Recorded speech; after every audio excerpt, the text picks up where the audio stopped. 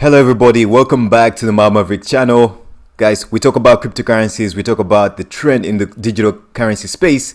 And if you're new to this channel, guys, make sure you stick around, make sure you remember to hit that like and subscribe button. And guess what? Today is Valentine's Day. Happy Valentine's Day, people. The question is, love in the time of crypto. Does owning cryptocurrency make daters more desirable? New findings suggest that adding crypto to a dating profile makes you more desirable, but the crypto community expresses concerns with online dating. Guys, this is hilarious. I mean, it's certain things, love makes the world go round, I guess. So I guess some people are finding love in, look at it this way. You own real estate, you own a bunch of businesses, there's something you're doing with your life, and I guess it makes sense. There's a lot of connection with cryptocurrencies as regards the financial side. So in this article, they actually cover different things. Some people get on dates. They talk about crypto the whole time. Other people get on those dates. The studies are saying some people actually prefer to receive NFTs, or they wouldn't mind receiving NFTs, or it's something they look forward to receive. But it's also sometimes the conversation sways over into the money side. But of course, guys, money rules over everything. And I don't think the crypto space and the NFT space would be the way it is if it wasn't for the financial side of it. But it also speaks to the value that we provide in this world because, you get what you give. You give something, you get something. So, I mean, normally money resonates the idea of giving and receiving. So I guess it's a good thing. It's a good thing. Skippy happy Valentine's Day. It's awesome. So, unfortunately, the taxman is knocking at the door of this so-called NFT. So the NFT that you just gave your girl, guess what? The taxman is knocking on the door. They want to get it. So UK tax authority makes first NFT seizure in value-added tax fraud case. I read something about this a while back, but I guess this is an actual thing happening in the UK right now. So there's a first time for everything. So the tax authority made 3 arrests in connection with a suspected tax evasion using shell companies and false identification. Guys, if you're going to use crypto for crime, then you better be ready to face the consequences, okay? The reason cryptocurrency exists is not to allow, the beautiful thing about cryptocurrency is that you can do whatever you want, right? Tomorrow you can start up your own smart contract, your own DeFi ecosystem, you can spawn up your own NFT and give it whatever price you want. You can do whatever you want and use actual money to operate in this crypto space. But if what you're going to do would actually also be considered as nefarious in the real world with one-to-one conversation with people, then you got to be ready to face the consequences. So HM Revenue and Customs, HMRS, the chief tax authority in the United Kingdom, have seized 3 non-fungible tokens associated with the suspected tax evasion fraud. The tax watchdog claimed it was the first UK law enforcement agency to seize NFTs. The NFT seizure came along with the arrest of 3 people who are suspected of evading taxes using various sophisticated means, reported the BBC. So the arrested suspects in the case reportedly used fake identities and created 250 fake shell companies to evade 1.4 million euros or $1.8 million in value-added taxes. Oh my gosh. So HMRC obtained a court order to confiscate $6,765 or whatever conversion in euros worth of digital assets along with 3 NFTs from the suspects. So HMRC Deputy Director Nick Sharp said that the recent seizures of NFTs and digital assets in the tax fraud case serve as a warning to those looking to hide money from the tax authorities, he said. So we constantly give to Caesar what belongs to Caesar, guys. So we constantly adopt to new technology to ensure we keep pace with how criminals and evaders look to conceal their assets. Those that have been watching my channel, normally when I read these things about authorities and governments and the way they're trying to regulate this space, I'm normally so pissed off because of the ridiculousness of the stuff that they talk about. But in this article, I'm like, hey, you got to know in the world we live in, there's consequences to things you do. So this is crypto. So while the tax authorities warning to the common public is routine, it's essential to note that the confiscated digital assets and NFTs were seized as assets, which is common in tax evasion cases for authorities to make up for the losses post-court proceedings. So these seized digital assets and collectibles weren't used as a tool for the crime by themselves. So NFTs have bloomed to peak popularity in 2021 and have become, okay, they're going to say this. So I guess the NFTs weren't used as a crime and they're going to figure this out. So brands and common public, with a rise in popularity and use cases, lawmakers have also become a common regulatory topic. These regulatory discussions are quite common and in tune with the traditional financial market. Of course, that's regulation. This is stuff we're going to discover as the crypto space moves on, and we're going to see most of this stuff being cleaned out. The corruption, the nefariety, whether it's coming from the traditional markets, whether it's coming from within the crypto markets, all this stuff, it's a laissez-faire, free market economy, which means whatever works is going to eventually float to the top, and whatever doesn't work is going to float back down, is going to sink back down. And in case you were sinking with some crimes on your side, then you better be ready to fail to face the consequences. But yeah, you got to be careful in everything that you do. So moving on, this is an article that's talking about how the blockchain metaverse ecosystems gain traction as brands create digital experiences. Guys, we've seen Animoca brands. We've seen Samsung. I think I opened up their store, the 837X. We've seen so many other different brands purchase land worth millions of dollars. We've seen brands expand their presence within this digital space. It's no longer a question of, oh my God, when are these brands, when are these institutions going to come in here? When are they going to form in? But it's more of a question is, when are they going to adopt to cryptocurrency? Crypto doesn't adopt to them. They have to adopt to it. Otherwise they'll become irrelevant. So it's nice to see that they're coming to it. They're finally understanding. We see Australian Open. Actually, all of these, I got some of these NFTs like Australian Open.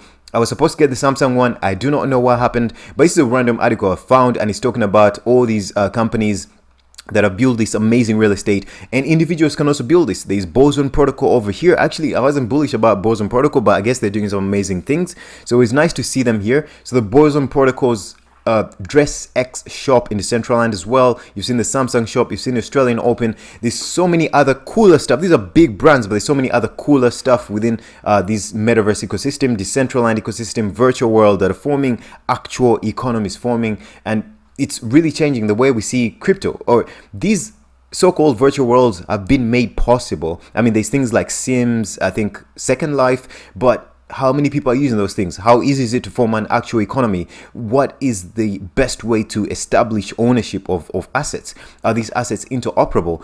Are the users able to transfer them from one platform to another without necessarily needing an intermediary to watch that? No, it wasn't possible. Now with cryptocurrency, all this stuff is possible, which means we can create true economies. It almost reminds me of a weird thing, that guy from the European something, Charles Schwab, that said, you own nothing and you'll be happy. There was a lot of people that it faced a lot of criticism. Who the heck is this guy? Who the heck is it to tell us what we're going to own and what we don't own? And now I get it. He's seen as a bad guy, yes, but now I get it. Because the way digital currencies are, fine. Yes, people of the future will own nothing, most of them, but they will own digital assets, which will be very valuable. So whatever, some smart people are going to decide to put that income in actual real estate, in actual whatever is going on. But most people are going to be locked up within this virtual space, and that's why they're going to grow up knowing and loving. They're not going to be too connected to the physical world. And that guy was right. Even if he's a bad guy, I mean, you can challenge me if you want, but I think he was right. I think that's where we're headed.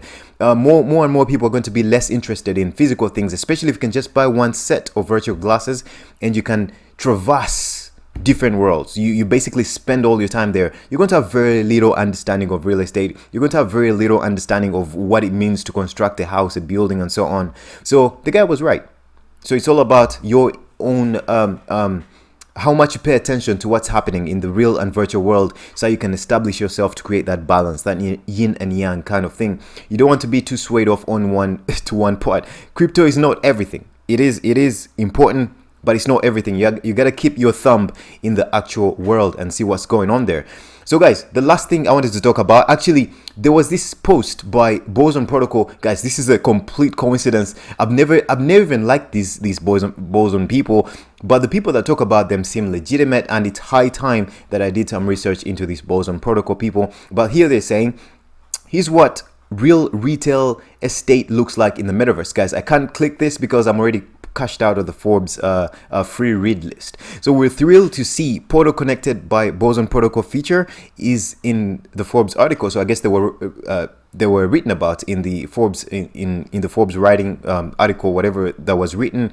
I guess the boson people were talked about, and it's interesting because their focus is on the metaverse, but I haven't looked at them that much. I look at this guy called, I think he's the head of some venture capitalist firm that keeps talking about these people. So I guess there's some nice stuff that they're doing with the as regards virtual space and metaverses and so on, but I'm not going to say much about them. I'll have to look into them first. Now, the last thing I'm going to talk about, guys, I hope you stuck around to the end because I think this is quite important. Announcing the Cosmos Gravity Bridge. Those that have watched my YouTube channel, you know I'm very, very enthusiastic about the technology, the technical aspects that Cosmos is creating. And really, I think I'm going to read this article and let it speak to itself. It's a short article, and you'll learn a lot. So we're proud to announce the Ethereum Cosmos Bridge Gravity, which we will, I think, bring to the Cosmos Hub with a governance proposal later this year. So we're announcing Gravity on Ethereum Cosmos Bridge designed for the Cosmos Hub. Those that don't know the Cosmos network, you can form different hubs, zones around them, so those zones can communicate to themselves through those hubs, and then these hubs can then consequently communicate with other hubs, which creates a full chain of interoperability, interconnectivity. Gravity is an evolution of Althea, Peggy. Althea, these are a team of people that are building this. So it's like a Peggy zone. This is what they call these zones that are supposed to help aid with connecting Ethereum on the Cosmos ecosystem. They call them Peggy zones. And that's why here they're saying that Gravity is an evolution of the Althea, the team that was creating the Ethereum Cosmos Peggy zones. So leaving the Peg zone concept behind. Interesting. So backed by billions of dollars of atoms staked on the Cosmos Hub, the Gravity Bridge will be the most secure, efficient, decentralized cross-chain bridge to Ethereum. So we're proud to announce that the Ethereum Cosmos Bridge Gravity, which we will bring to the Cosmos Hub with a governance proposal later this year. Wow. So governance proposal means if people vote yes, then probably they've already engineered this technology and they're ready to just put it together like Lego pieces. So Gravity is an evolution of the Peggy Bridge, which we will have been working on together with the Interchain Foundation for much of the past year. Gravity is designed specifically for the Cosmos Hub. Gravity is intended to pull as many transactions, as much value as possible into the orbit of the hub by bridging it directly to the Ethereum ecosystem. So Gravity is engineered to be exactly as secure as the Cosmos Hub. That is, if you trust the hub to secure your bridged assets, you can trust Gravity to bridge them. So we're working with informal systems to prove that this is the case. Since the hub is backed by billions of dollars of staked atoms, Gravity will be very secure. Since our governance proposal passes and Gravity is installed on the hub, Cosmos Hub validators will directly participate in the operation of the Gravity Bridge. Wow. So since the hub is backed by billions of dollars of stake, Gravity will be the most secure bridge to Ethereum production. Gravity is also engineered to be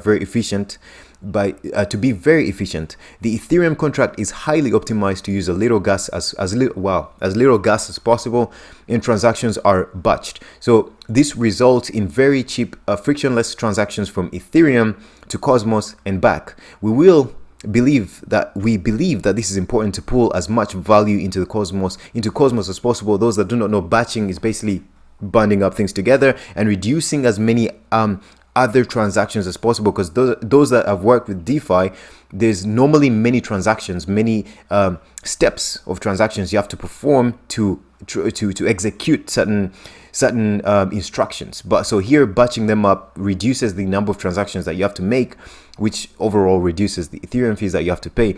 So Gravity will be able to bridge ERC20 tokens. Those are the tokens spawned off on the Ethereum network. Like, for example, basic attention token, just something out of the blue. I think even the Atom token started there. Maybe not. I'm not too sure. So these ERC20 assets from Ethereum into Cosmos, but it will also be able to bring Cosmos assets to Ethereum. So it's a two-way bridge. So Atom and every other asset on Cosmos ecosystem will trade on Uniswap and other Ethereum automated market makers, bringing a huge amount of liquidity and value to these assets.